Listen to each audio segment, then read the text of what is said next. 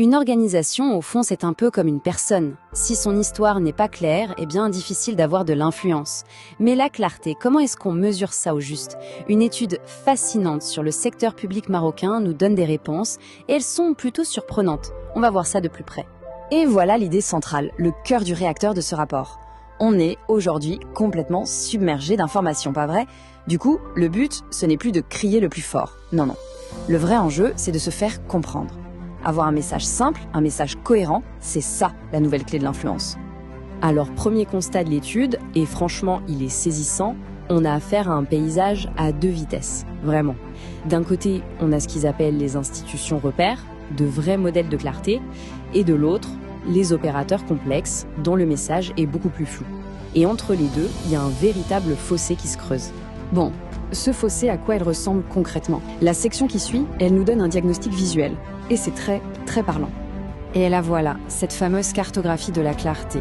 En gros, elle classe les grandes organisations marocaines selon leurs récits, leurs stories.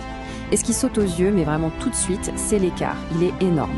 On a des leaders incontestés d'un côté et de l'autre, des organisations qui rament pour définir qui elles sont et pourquoi elles existent. Et ce chiffre, il faut vraiment s'arrêter dessus. 57,6 points. C'est l'écart extrême entre le premier et le dernier du classement. On ne parle pas d'une petite différence là. C'est un véritable gouffre.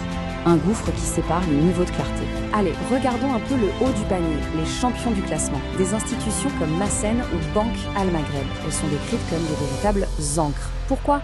Parce qu'elles ne se contentent pas de parler de ce qu'elles font. Non, elles incarnent une vision.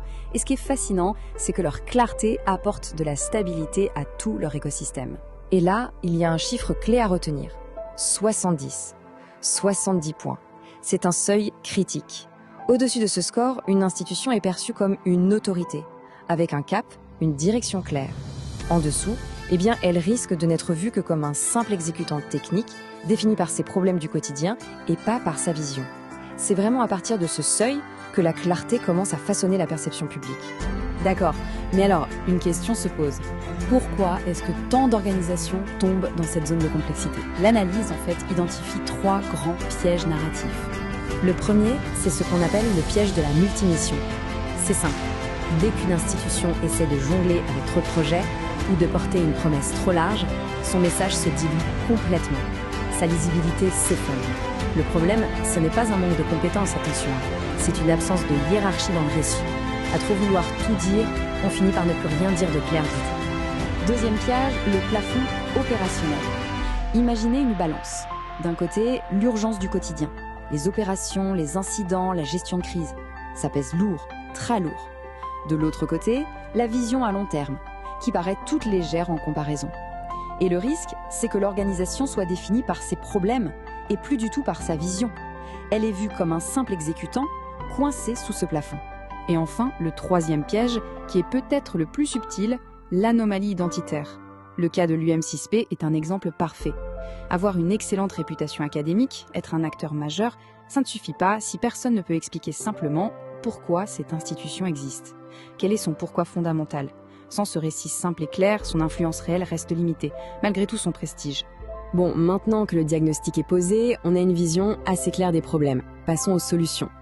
Heureusement, le rapport ne s'arrête pas là et propose une feuille de route très simple, très concrète, pour justement franchir ce fameux seuil de clarté. Et cette solution, elle tient en 3 étapes, 3 verbes d'action. Mais attention, ce ne sont pas des actions à faire une seule fois. C'est un véritable cycle pour construire une narration qui soit à la fois puissante et claire. Hiérarchiser, clarifier et répéter. Voyons ce que ça veut dire concrètement. Premièrement, hiérarchiser. C'est l'art de faire des choix, de choisir ses batailles. Une organisation ne peut pas être excellente sur tous les fronts. Et surtout, elle ne peut pas communiquer sur tous les fronts en même temps. Il faut donc sélectionner les messages clés, ce qu'on veut absolument faire passer, pour que l'essentiel soit enfin entendu. C'est un acte de courage managérial en fait. Deuxièmement, clarifier. L'objectif, c'est de pouvoir résumer l'essence même de l'organisation en une seule phrase. Quel est son rôle unique, sa raison d'être au fond? Il faut que cette identité soit tellement limpide, tellement cristalline, qu'elle dépasse le cadre des activités de tous les jours. Elle doit devenir une évidence pour tout le monde. Et troisièmement, répéter. La clarté, ce n'est pas le résultat d'une grosse campagne de com intense mais qui ne dure pas. Non. Elle se construit dans la durée, par la cohérence. C'est en maintenant un cap stable et en le martelant encore et encore que l'on finit par créer une perception qui soit claire et durable. C'est une épreuve d'endurance, ce n'est pas un sprint. On arrive maintenant à la conclusion, à la leçon essentielle de toute cette analyse, et ça remet en question une idée qu'on entend très souvent sur la manière de construire son influence. Alors, la question qu'on pourrait se poser, c'est est-ce que la solution, c'est tout simplement de communiquer plus, de faire plus de bruit pour être mieux entendu? Et la réponse, c'est un non catégorique. L'enjeu ultime, la véritable clé, ce n'est pas l'intensité de la communication, c'est la définition d'un cap stable. C'est cette direction, claire et cohérente, qui doit guider chaque prise de parole, chaque action. Au final, ce n'est pas le volume qui compte, c'est le vecteur. Et c'est ça qui transforme une simple organisation en un véritable point de repère.